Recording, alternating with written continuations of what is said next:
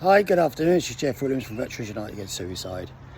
Doing a series of videos about my experiences in the Corps, Royal Marines, and thought I'd share this one with you really. This is what we call a DIT in the Royal Marines, but when I was in Commando Log as a troop sergeant of A Troop, a major came into the office one day. He was in the REME, and he'd just come up from Germany, and he said, look, I've spoke to the CO, and I'm looking for volunteers for a trip to Germany.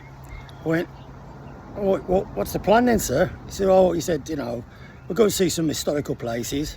We're going to go to the Arnhem Dam, where the dam busters. We're going to go to Belsen, the concentration camp. He said, we're going to go to Arnhem, bridge too far, and see what else we can fit in. I said, that sounds fantastic. I'd never been to Germany. My two brothers were serving in Germany at the time as well. I thought, that'd be great. Well, what are you looking for, sir? He said, well, I'm looking for about 20 blokes and a sergeant, and a colour sergeant, I think it was, can't remember. Anyway, he went, right, okay. Are you interested? I said, I'd love to do it.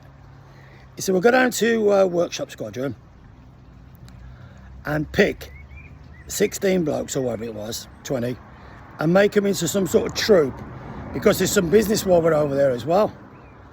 I said, oh yeah, I thought it might be some sort of catch. I said, what's that? He said, well, we're going to check the security of the short range nuclear weapons that are over there. I said, really? He said, yeah. He said, it'll be quite a challenge, but they've asked us to play enemy. I said, oh, that sounds good, sir. So anyway, goes out, finds the best blokes I can, briefs them all up, and next thing I know, we're on our way to Germany. Anyway, we get there, and the first part was the trips. So the first thing, I can't remember where we were staying now, but it was one of the, is it 16th, 20th Lancers or something like that. We stayed with them for the first night, and the guy that came across as the other sergeant, was Al Toombs, and Al said, we're going for a beer tonight. I said, yeah, let's go down the mess, be rude not to. So we go down the mess, and walks in, and there's these beautiful two lances as you walk through the mess door on a frame, and at the bottom is an inscription. So we've been invited by the RSM, I should have said, and he was going to meet us at the door. When we got there, he weren't there, so somebody went and got him, and while they were going to get him, I went and had a look at these lances. I love stuff like that. So I take them out the stand, didn't even think about it, to be honest with you. Lifted them up to read the subscription on the bottom of the, the pole type thing, the lance, and it's stuck in the bloody ceiling. And all I did was lift it up like, and it went straight into the bloody ceiling. I thought, oh, for God's sake, I can't believe this. And I'm trying to pull this thing down without ripping the ceiling down, and the RSM comes around the corner, and his face, I thought he was going to have a cardiac arrest. He said, you realise those lances were actually used in the Battle of Balaclava, or whatever it was, charge of the Life Brigade? And I went, well, that's what I was trying to establish, sir. He said, well, that's not a very good start, is it? So we gets in the mess anyway. Wouldn't talk to me, but a couple of lads thought the funny side of it and that. So we had a few drinks. Anyway, the next day, we drove to Arnhem Dam, and again, that was really quite special. Actually, we actually went the route that the planes would have gone, so we went along the road. We could see exactly how they would have come down, and the guide was pointing out where all the anti-aircraft was coming down on them as they were flying. Unbelievable. Absolutely unbelievable. The volume of fire was just unbelievable. Like I say, but he got there, dropped the bombs, and the rest is history. So we saw that. And then the next day, we went to... Where did we go? Did we go Belsen first? No, I think the next day we went to Arnhem, and that was amazing as well. I mean, when you see that river, how they got across that, I'll never ever know. You know, the feats of bravery we were witnessing, and we had the full Arnhem battle tour. We went to the museum, which if you've recently seen the film like I have, it was the building where they were attending to all the wounded, the white building. And they've turned that into a museum now. Well, they had then. And we spent the whole day there. That was just amazing. Some of the artefacts they've got from then, and, you know, Paris berries and all their kit, was just amazing. And again, you know, the way they were, I would say they were let down, like the film says, it was a bridge too far. You know, if they'd taken the bridge before that, it would have been a massive, massive success. But the amount of life they lost was horrifying. And we were quite humbled to have seen that. And the next day, we went to Belsen. Now, I've got to be brutally honest with you. When he said Belsen, it didn't ring any bells to me at the time.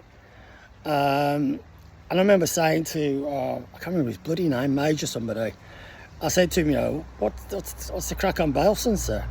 He said, oh, it's a concentration camp. I said, oh, enough said. Anyway, we went up there in a minibus. We're all sat in this minibus. And we're having a laugh and we're mucking about, and it was just, you know, it was one wind up after another. Anyway, we got to the gates of Belsen and drove to the car park. And again, you know, still quite jolly and all the rest of it. And we start walking towards the main entrance. And I swear, I have never experienced anything like it in my life. As soon as I walked through that door, it was just like walking onto a different planet. The temperature was different. It was just so solemn.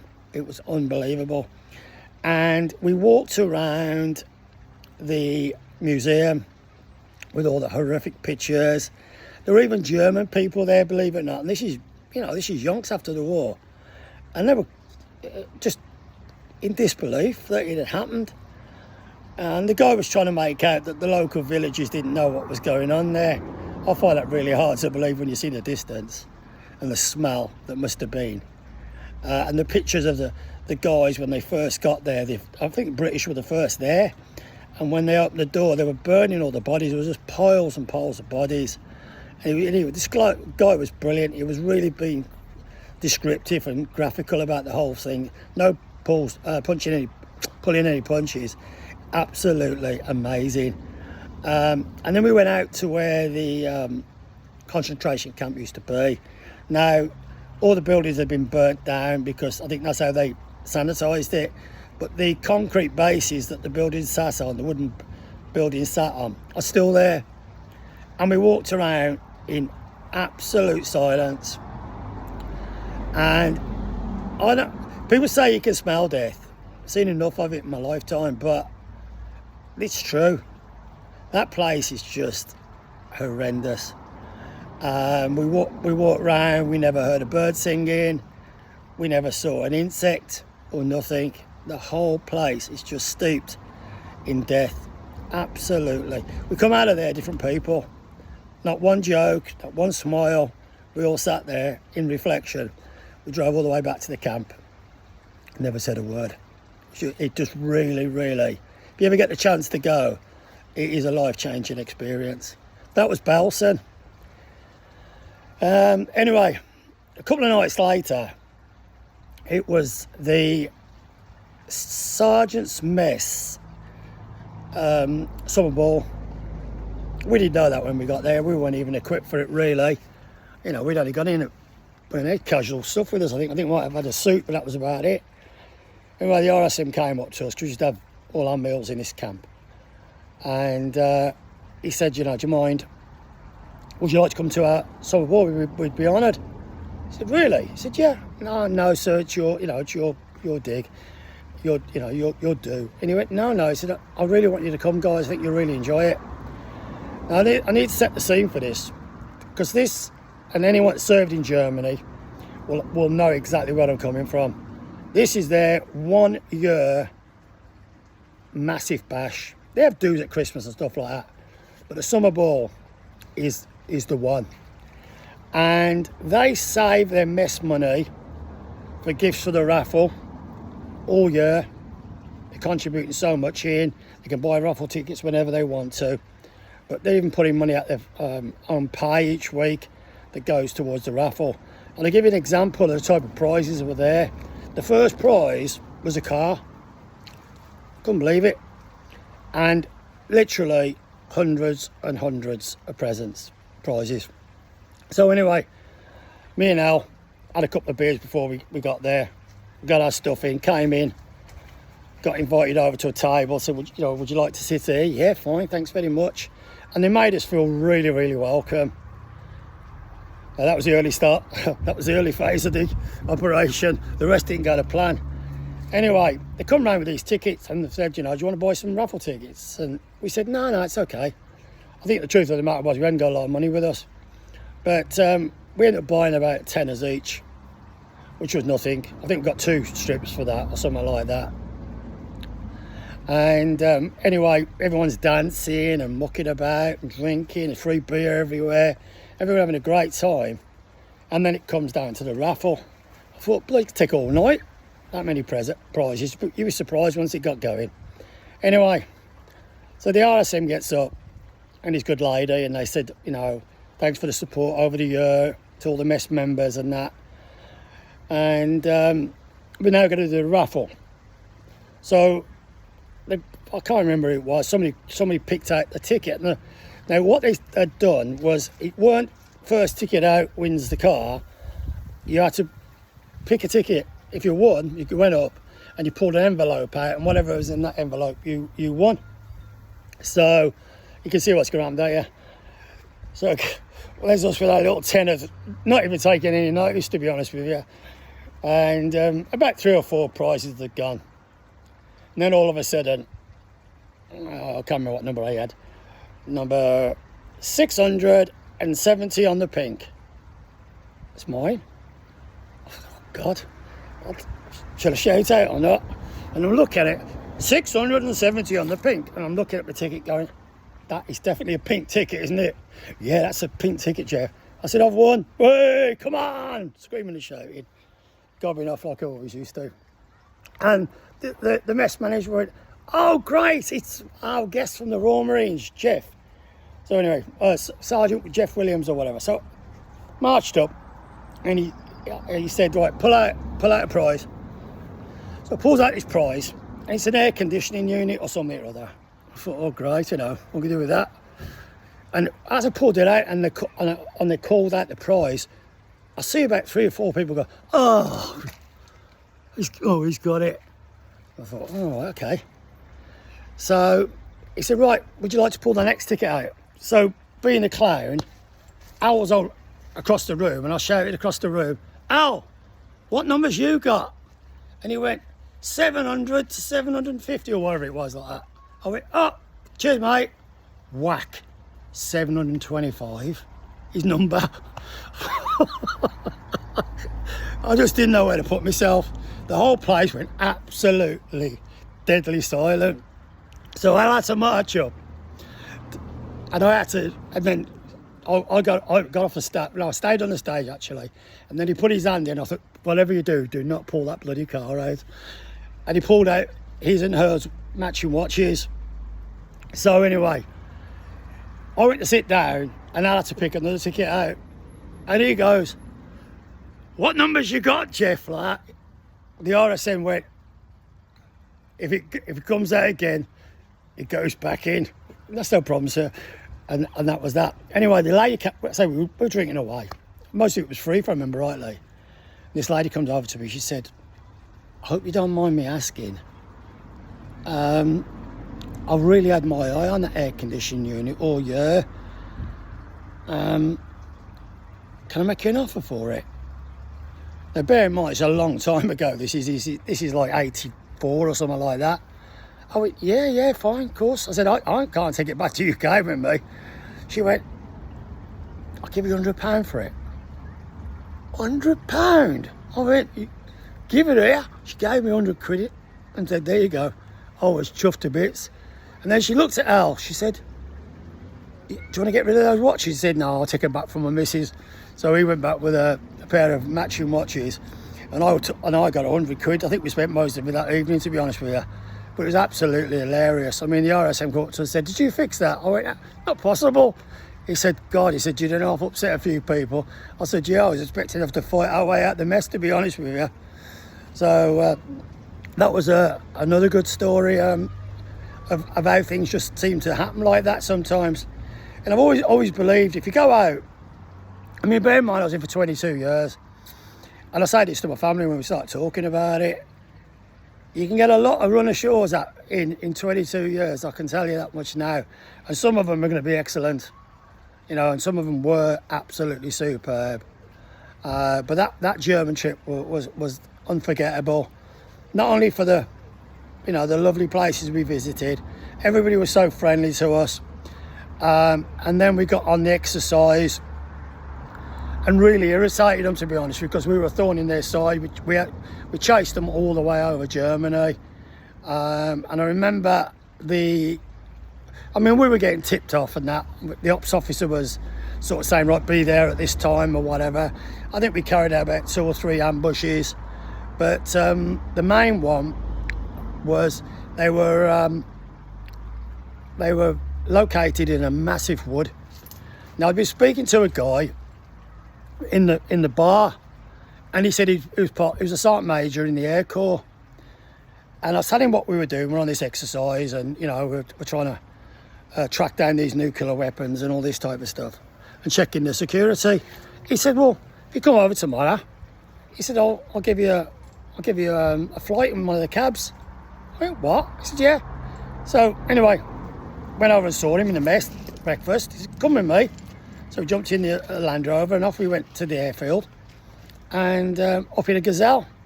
And we flew around for about, I don't know how long, must have been a couple of hours, I should imagine. I don't know how long the fuel lasts on them things, but we were in the air for a while trying to find out exactly any clues.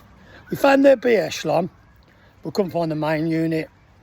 So anyway, next day, travelling along this road thinking that's how they've got to be resupplied along this road. So we set up some checkpoints and some OPs along that road, and lo and behold, about 3 o'clock in the afternoon, this 4-tonner comes trundling down the road. So we ambushed it, pulled it over. Poor little driver, little RCT driver, absolutely petrified. He's trying to shove this piece of paper under his seat as we're pulling him out of the cab. And he said, what's going on? I said, we're the enemy. I said, it's not real. So stop panicking, because I mean, you know, they're trying to bloody shoot people and stuff like that because of terrorism and that. But they knew we were on the exercise, so just announced who we were, and then we started searching the cab. And I said, what did you put under the paper? What paper did you put under your seat, mate? And he's like looking at me. I said, come on. I said, no, the game. No, mate. I pulled it out. It's a bloody map with all the grid references on.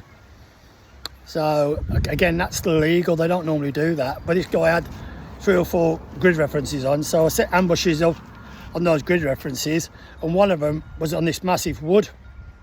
And we patrolled into the woods, see if we could get them to bite. But apparently, so I was told afterwards, you can walk up to their trenches. They dig them deep. They have cover on the top of them, and you can walk over the top of them, and they wouldn't challenge you because they don't want to be compromised. In the middle of a big, massive German wood somewhere. So, come back. I said, but there were signs of movement on the tracks and that. So we set this ambush up, and lo and behold, next morning they get to move out when we ambushed the first vehicle, which then had a big massive pile back of vehicles. All my guys come running out, whipped them all out, and on the 2 nuclear trailers, I don't know if people know this, but they're manned by Americans because of their American weapons, and we lay them all down on the floor, see if they've been captured, and made them put their weapons down and all the rest of it, and stop the whole of the exercise, It's the first time they've ever been compromised. We caught the lot of them. And then I can remember this RCT sergeant arrives in a Land Rover, and it's their quick reaction force. And he come running down with his bayonet fixed on his weapon. And we're all looking at him going, it's an exercise, mate. And he come running, and he was so fired up. He wanted to have a go. So I end up wrestling with him. If he's watching this, he'll probably be laughing his head off now. I'm wrestling with this guy, fully cammed out. Eventually did a hip throw on him. He lands on the floor. And I got this big bloke called, I think it was Ray Mead, was with us. Was it Ray? He's on the GPMG. I got him to sit on him, so he couldn't move. And then the CO arrived, and the adjutant, and the ops officer, and stopped it all. But they were mega impressed. And then the other thing we did, just quickly, was we found their B echelon. We crept down in the middle of the night. And we used to have these little round stickers with "I've met the Royal Marines" on it, or "I've met the Marines" or something. The stupid face with big red nose. And they said that it would be impossible to actually get near any of these vehicles. We went in on every single vehicle in that echelon had "I've met the Royal Marines" stickers all over the window screen, and then we buggered off. So the next morning they turned around and said, you never cracked that, did you? I said, yeah, we did. He said, no, sentries said there was no sign of anybody. I said, well, when you decam the vehicles, have a look at the window screens, will you? Must have took them days to get them stickers off. They were everywhere. But that's where we go. Another quick story. Like I say, it was really funny, especially winning in the mess. Putting a lance through the mess ceiling wasn't particularly funny. I thought it was funny, but the RSM didn't think it was funny. But Belsen was the moment when I looked at that and thought, God, what them people went through. And also the troops that had to clean the mess up afterwards. I bet some of them have got PTSD for sure. All right, look after yourself, troops. Jeff Williams, all the best. Thank you. Bye-bye.